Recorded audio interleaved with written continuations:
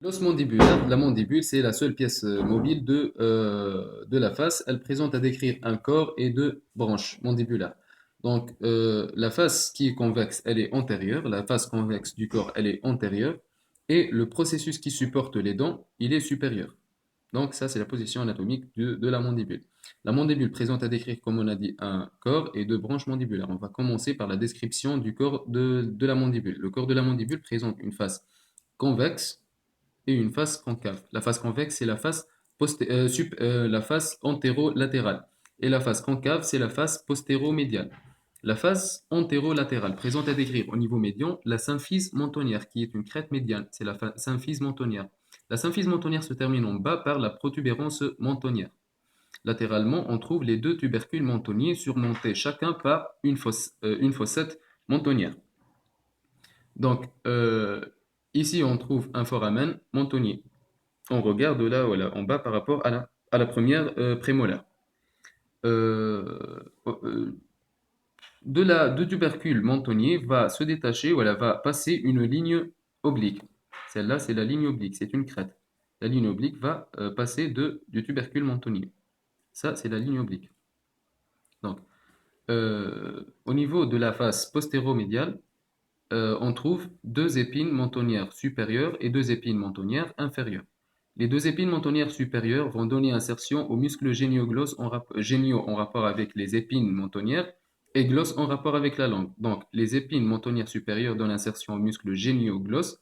Les épines mentonnières inférieures donnent insertion au muscle génio-hyoïdien en rapport avec la mandibule par rapport à la mandibule qui est postérieure et inférieure par rapport à voilà, la mandibule. Donc l'os hyoïde se trouve postérieurement et inférieurement par rapport à la mandibule.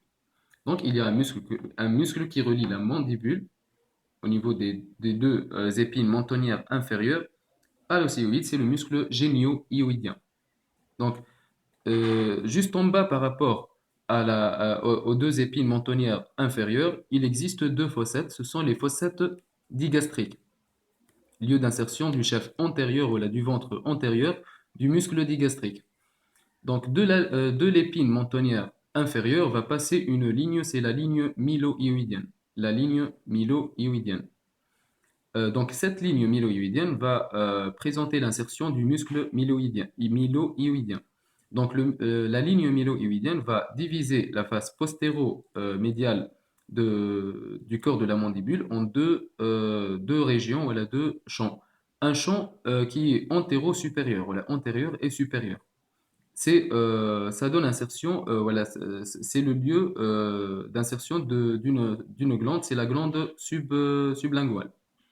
Et un autre champ qui est postérieur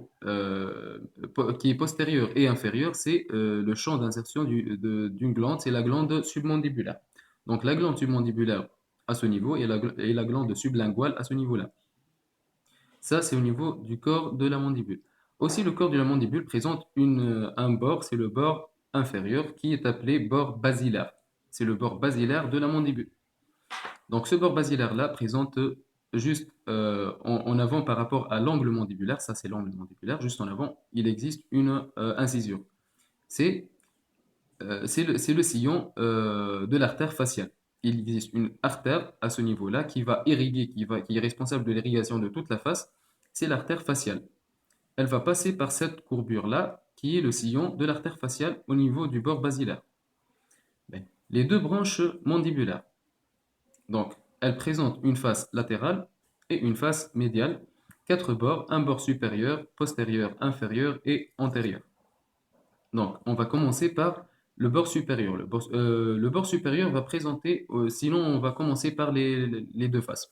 La face latérale. La face latérale présente à décrire un bourrelet massétérique. Le bourrelet massétérique à ce niveau, près de l'angle, c'est le lieu d'insertion du muscle masséter. On a déjà dit que le muscle masséter va s'insérer au niveau du bord postérieur de l'os zygomatique. Le bord postérieur de l'os zygomatique, c'est ceci, il va présenter l'insertion du muscle masséter.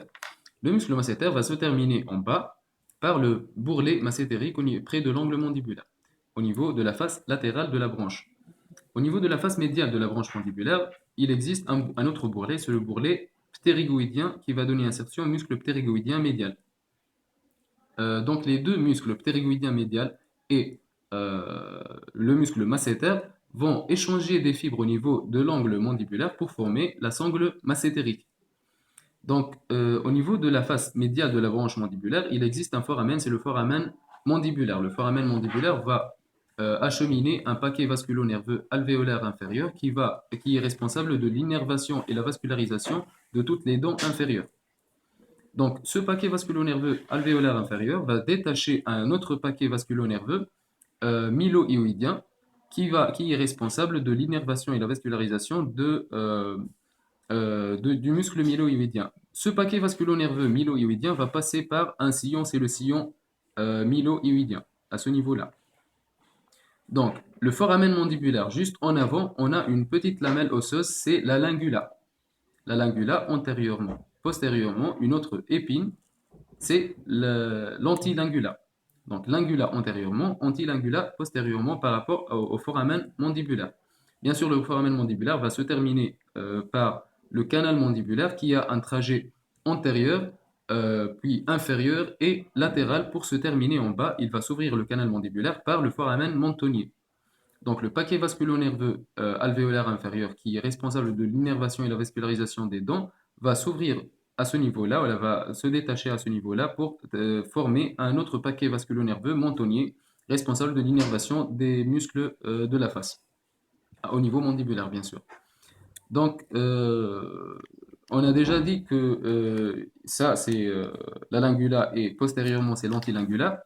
Ces deux structures-là, lingula et antilingula, vont donner insertion d'un ligament sphénomandibulaire. Le ligament sphénomandibulaire va se terminer par la lingula et l'antilingula.